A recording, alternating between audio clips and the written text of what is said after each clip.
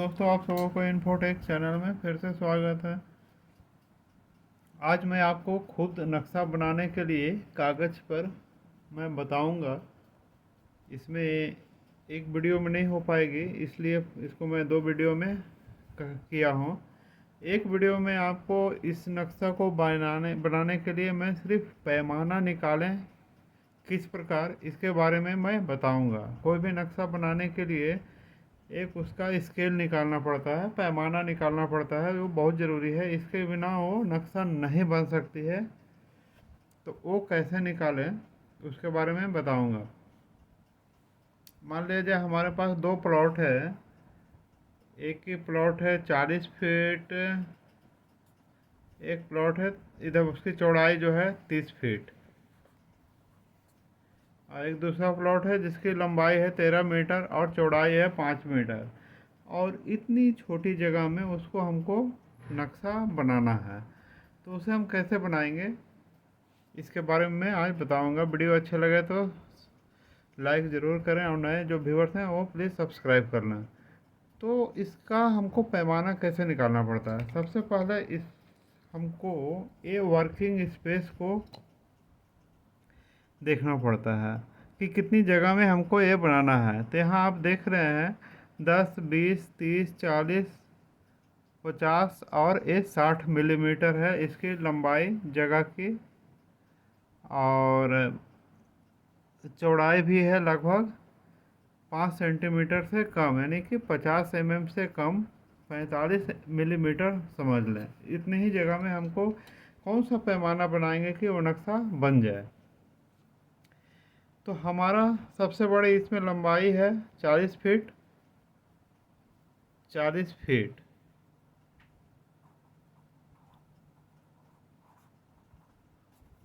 और इसकी लंबाई थी लगभग 60 मिलीमीटर।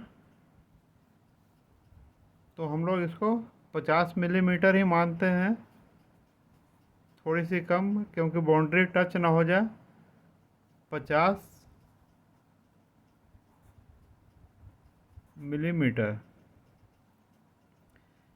इसको हम लोग बीच में इक्वल दे देंगे 60, 40 फीट। इसका है क्या कि इसमें दोनों का यूनिट हमको सेम करना पड़ेगा। तो इसके लिए क्या करेंगे, अब इसमें सेम करने के लिए भी आपको ध्यान देना है। हम फीट में चेंज करें कि मिलीमीटर में। फीट में चेंज करेंगे तो हमको फीट का जगह हमेशा ध्यान में रखना पड़ेगा। 1 फीट, आधा फीट, पौना फीट, इसलिए सबसे छोटी इकाई मिलीमीटर में ही इसको हम लोग बदलेंगे। तो 50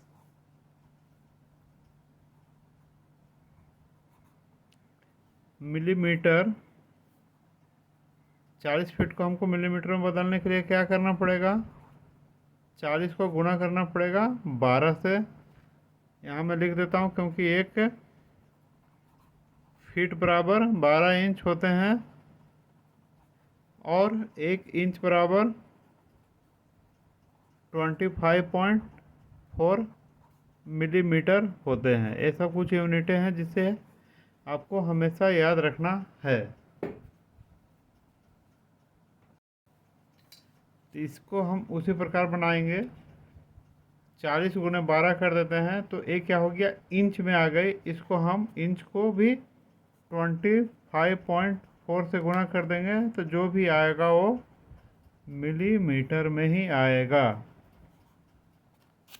कितना होता है हम लोग देख लेते हैं। 40 मल्टीप्लाई बाई 12 मल्टीप्लाई बाई 25.4, ये आ गया आपको 12192 मिलीमीटर आ गया। जब कहाँ, जब 50 मिलीमीटर था।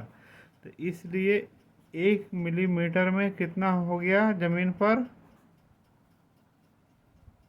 तो इसके लिए 12192 को डिवाइड कर देंगे 50 से। तो इसको हम लोग डिवाइड कर दिए 50 से। तो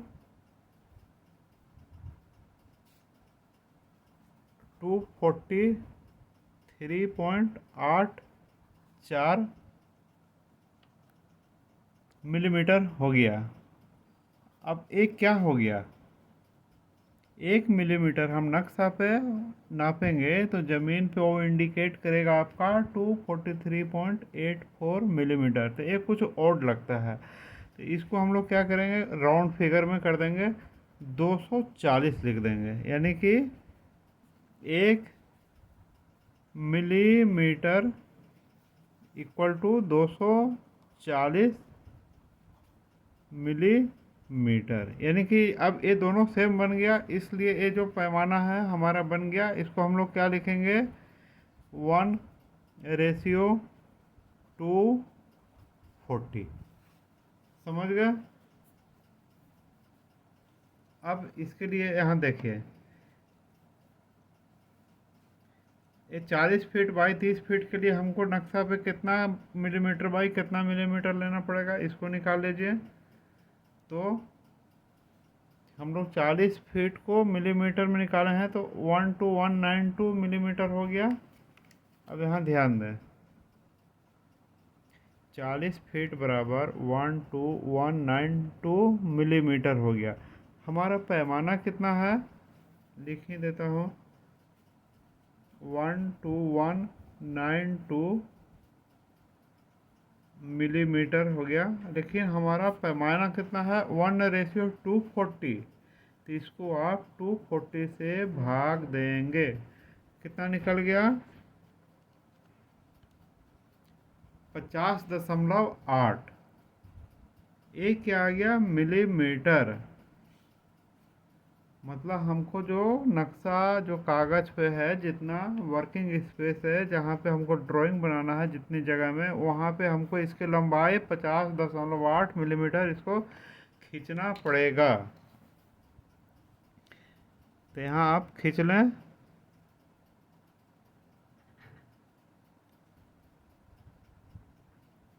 यहाँ देखें,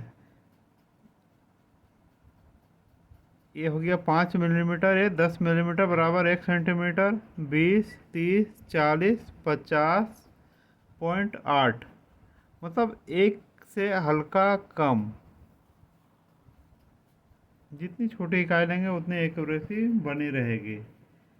अब 30 फीट को कैसे निकालेंगे, सेम वही प्रोसेस से मिलीमीटर में। आप यहाँ पे ध्यान दें, 30 गुना, इसे 12 से गुना करेंगे तो इंच में बदलेगा, और इसे हम मिलीमीटर में बदलने के लिए 25.4 से करेंगे तो मिलीमीटर में बदल जाएगा। टोटल कितना आ गई, 9144। अब इसको हम लोग भाग देंगे किससे, पैमाना से। पैमाना हमारा कितना है, 240। तो इसको हम लोग भाग दे देंगे 240 से। तो ये आ गया 38.1। कितना आ गई, 38.1 मिलीमीटर का नक्शा पे बनाएंगे, और जो इंडिकेट करेगा कितने के लिए, 30 फीट के लिए। अब इसको 38.1 यहाँ जीरो बैठाएंगे, और ये 10 मिलीमीटर 20 30 और ये 40 से 2 कम। ये हो गया हमारा 38.1। और इस ये भी उसकी यदि रेक्टेंगुलर है तो यहाँ भी हम लोग सेम बनाएंगे।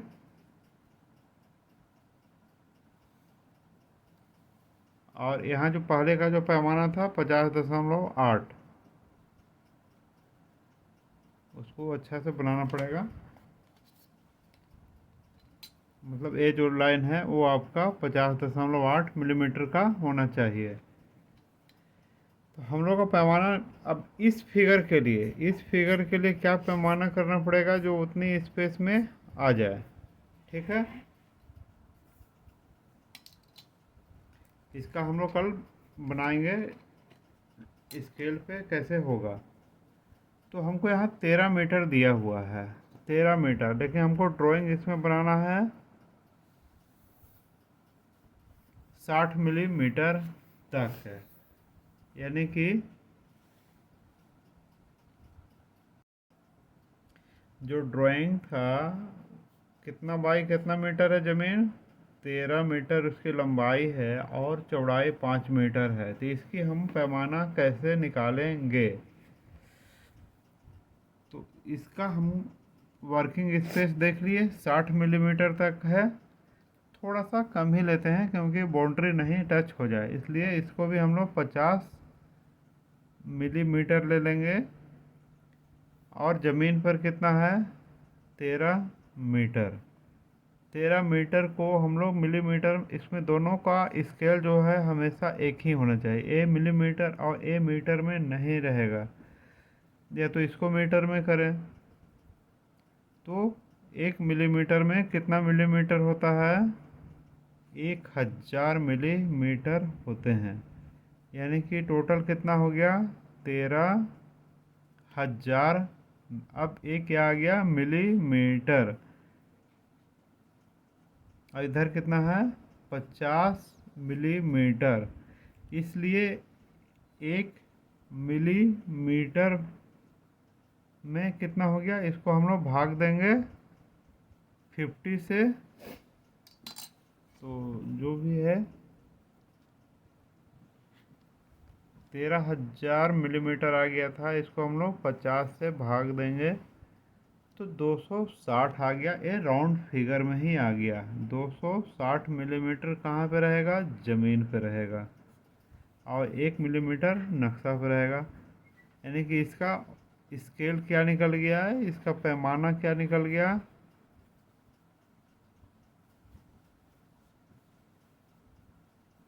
1:260।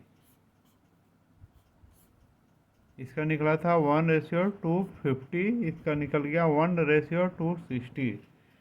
ठीक है।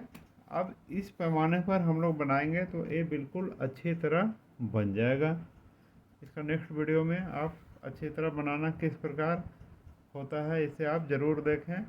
आज मैं आपको पैमाना बनाने के लिए बताया, खुद से नक्शा बनाने के लिए। ठीक है, नेक्स्ट वीडियो में मिलते हैं। धन्यवाद।